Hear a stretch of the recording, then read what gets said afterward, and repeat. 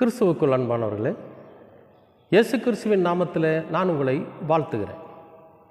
இன்றைய அனுதின உணவில் கர்த்தர் நமக்கு கொடுக்கிற வார்த்தை ஏசாயா 9ஆம் அதிகாரம் 6வது வசனம். நமக்கு ஒரு பாலகன் பிறந்தார், நமக்கு ஒரு குமாரன் கொடுக்கப்பட்டார், கர்த்தத்துவம் அவர் தோளின் மேல் இருக்கும், அவர் நாமம் அதிசயமானவர், ஆலோசனை கர்த்தர், வல்லமையுள்ள தேவன், நித்திய பிதா, சமாதான பிரபு எனப்படும். சரி, இதில் ஒரு சில வார்த்தைகளை நம்ம ஏற்கனவே காணொளியாக தியானிச்சிருக்கிறோம். இன்றைக்கு நாம் பார்க்குற வார்த்தை ஆலோசனை கர்த்தா. ஆலோசனை கர்த்தா அதாவது ஒரு மனிதனோட வாழ்க்கையில் அல்லது ஒரு அரசாட்சியில் எதுவாக இருந்தாலும் சரி, ஒரு ஆலோசனை இருந்தால் அது நல்லாயிருக்கும். நம்ம குடும்பத்தில் ஒரு பையனுக்கும் பிள்ளைக்கும் கல்யாணம் பண்ணி வச்சுருவோம். அவங்க குடும்பமாக வாழ துவங்குவாங்க. அவங்களுக்கு எதுவும் தெரியாது, எந்த விஷயமும் அவங்களுக்கு புரியாது. ஏன்னா இப்போ தான் புதுசாக வாழ போயிருக்கிறாங்க. இப்போ அவங்க என்ன பண்ணுவாங்கன்னா, எந்த விஷயத்தை எடுத்தாலும் தன் பெற்றோர்களிடத்தில் ஆலோசனை கேட்பாங்க. இதை இப்படி செய்யலாமா, அதை அப்படி செய்யலாமா, இதனால் என்ன வரும் அப்படிங்கிற ஆலோசனை என்ன பண்ணுவாங்கன்னா தன் பெற்றோர்களிடத்தில் கேட்பாங்க. பெற்றோர்கள் என்ன பண்ணுவாங்கன்னு கேட்டிங்கன்னா, தன்னோட பிள்ளைகள் கேட்கலனா கூட போய் அவங்களுக்கு ஆலோசனை சொல்லுவாங்க. அவங்களுக்கு பலகாரமெல்லாம் வாங்கிட்டு போவாங்க, அவங்களுக்கு தேவையானதெல்லாம் வாங்கிட்டு போய் சாப்பிட வச்சுட்டு அவங்களுக்கு ஆலோசனை சொல்லுவாங்க. இப்போ இந்த ஆலோசனையினால் அந்த குடும்பம் தலை சிறந்து வாழும். ஒரு தேசம் கூட ஆலோசனை இல்லைன்னா கெட்டு போயிடுமா. திருக்குறள் ஒன்று உண்டு, என்னென்னா, இடிப்பாரே இல்லா ஏமரா மன்னன், கெடுப்பார் இல்லானும் கெடும். இடித்து ஆலோசனை உரைக்கிற ஒரு மனிதன் இல்லைன்னா அந்த அரசாட்சி கெட்டு போயிடும். அப்போ ஆலோசனை நல்ல ஆலோசனை வழங்குகிற ஒரு கர்த்தர் நம்முடைய கர்த்தர். ஆலோசனை நமக்கு கொடுப்பார். இதை இப்படி செய்யுங்க, அப்படி செய்யுங்க அப்படின்னு சொல்லி கர்த்தர் நமக்கு வழிகாட்டுவார். அதனால பரிசுத்த ஆவியானவர் நம்முடைய இருதயத்தில் இருக்கிறப்ப அவர் சகல சத்தியத்திலும் நம்மை வழி நடத்துவார். அதுதான் ஆலோசனை. தப்பான வழிக்கு நம்மளை போக சொல்கிறது ஆலோசனை இல்லை. அந்த மாதிரி ஆலோசனையும் கொடுப்பாங்க. இப்போல்லாம்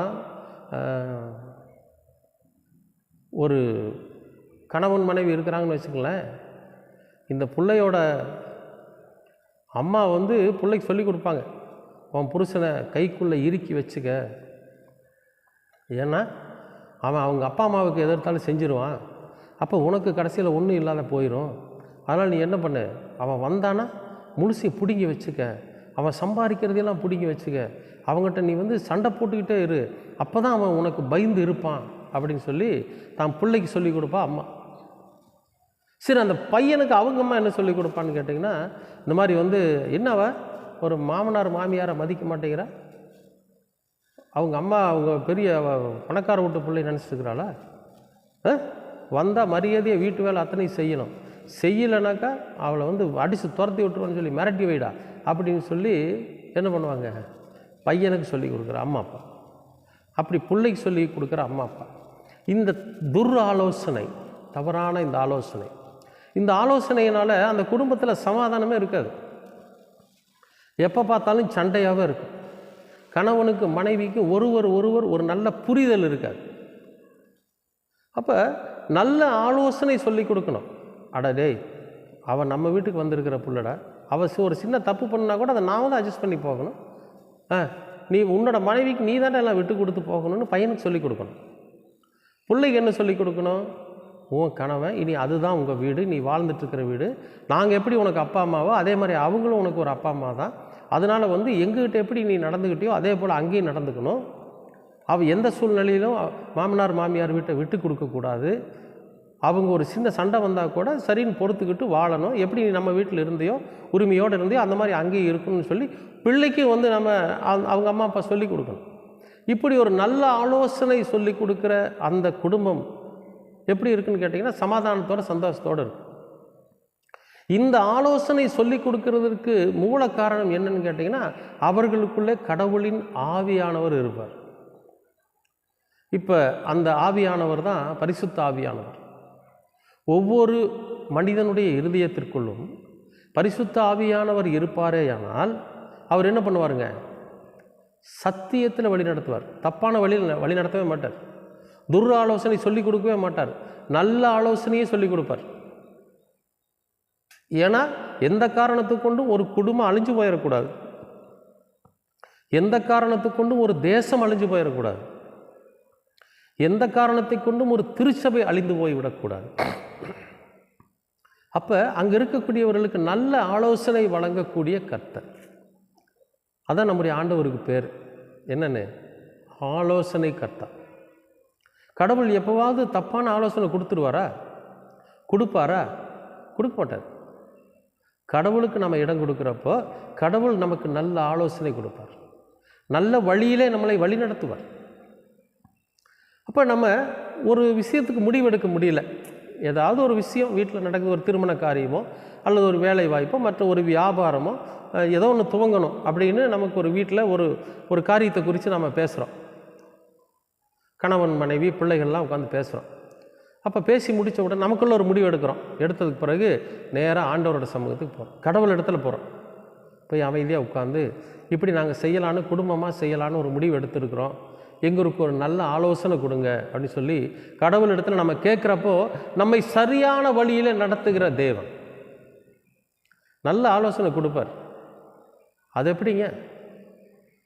அவர் இறங்கி வந்து உங்கள்கிட்ட பேசுவாரா அப்படின்னா பேசுவார். ஒரு நல்ல மனிதர்கள் மூலமாக அல்லது உங்களுக்கு முகமறியாத ஒருத்தர் மூலியமாக, யாராவது ஒருத்தர் மூலியமாக ஒரு நல்ல ஆலோசனை நமக்கு கொடுப்பார். அந்த ஆலோசனையை கொண்டு நம்ம செய்கிறப்போ நிச்சயமாகவே அந்த காரியம் நன்மையானதாக நடக்கும். அப்போ இந்த ஆலோசனையை சொன்னது யார் அப்படின்னா கடவுள். ஏன் எதனால் சொன்னார்? நாம் கடவுளோட சமூகத்தில் போய் நாங்கள் குடும்பமாக இப்படி ஒரு முடிவு எடுத்துகிட்டு எங்களுக்கு ஒரு ஆலோசனை கொடுங்கன்னு கேட்டதுனால கர்த்தர் நமக்கு ஒரு நல்ல ஆலோசனை தருவார். அன்பானவர்களே, எதுவாக இருந்தாலும் சரி, ஊழியமாக இருந்தாலும் சரி, வியாபாரமாக இருந்தாலும் சரி, தொழிலாக இருந்தாலும் சரி, படிப்பாக இருந்தாலும் சரி, வேலை வாய்ப்பாக இருந்தாலும் சரி, திருமண காரியங்களாக இருந்தாலும் சரி, அல்லது வீடு மனைகள் வாங்குகிற காரியமாக இருந்தாலும் சரி, கர்த்தரோட சமூகத்தில் போய் ஆலோசனையை கேட்டு அமர்ந்திருக்கிறப்போ நிச்சயமாகவே கடவுள் நல்ல ஆலோசனை நமக்கு வழங்குவார். ஏன்னா அவர் ஆலோசனை கர்த்தர், அறிவுரை சொல்லுகிற கர்த்தர், நம்மை நல்வழிப்படுத்துகிற கர்த்தர். அதனால தான் அவருக்கு பேர் ஆலோசனை கர்த்தர். அன்பானவர்களே, நிச்சயமாகவே நம்முடைய வாழ்க்கையில் நாம் கர்த்தருக்கு காத்திருக்கிற போது நமக்கு நல்ல ஆலோசனை வழங்குகிற தேவன் நம்முடைய ஆண்டவராகிய இயேசு கிறிஸ்து. நிச்சயமாகவே நாம் கர்த்தரோட சமூகத்தில் கேட்போம், கர்த்தர் நமக்கும் உங்களுக்கும் நல்ல ஆலோசனை வழங்குவார். அன்பின் பரலோக பிதாவே, அருமையான நல்ல இந்த அனுதின உணவிற்காக நன்றி. இந்த நாளை நீர் ஆசீர்வதித்து கொடுத்ததற்காகவும் நன்றி. நீர் என்றென்றைக்கும் எங்களோடு கூட இருந்து எங்களுக்கு நல்ல ஆலோசனை வழங்குகிற தேவனாக இருக்கிறீர், எங்களை நல்வழிப்படுத்துகிறவராகவும் இருக்கிறீர். அதற்காக உமக்கு நன்றி ஆண்டவரே. கோடான கோடி ஸ்தோத்திரம். எங்களுடைய வாழ்க்கையில் எங்களுடைய எல்லா செயல்பாட்டுக்கு முன்பாக நாங்கள் உம்மிடத்தில் ஆலோசனை பெற்று அதை நாங்கள் செயல்படுத்த நீர் எங்களுக்கு கிருபை பாராட்டுங்க, எங்களுக்கு நல்ல ஆலோசனை வழங்குங்க. தொடர்ந்து உமது கிருபையும் அன்பும் எங்களை வழி நடத்தட்டும். இயேசு கிறிஸ்துவின் வழியாக கேட்கிறோம் நல்ல பிதாவே. ஆமேன், ஆமேன், ஆமேன்.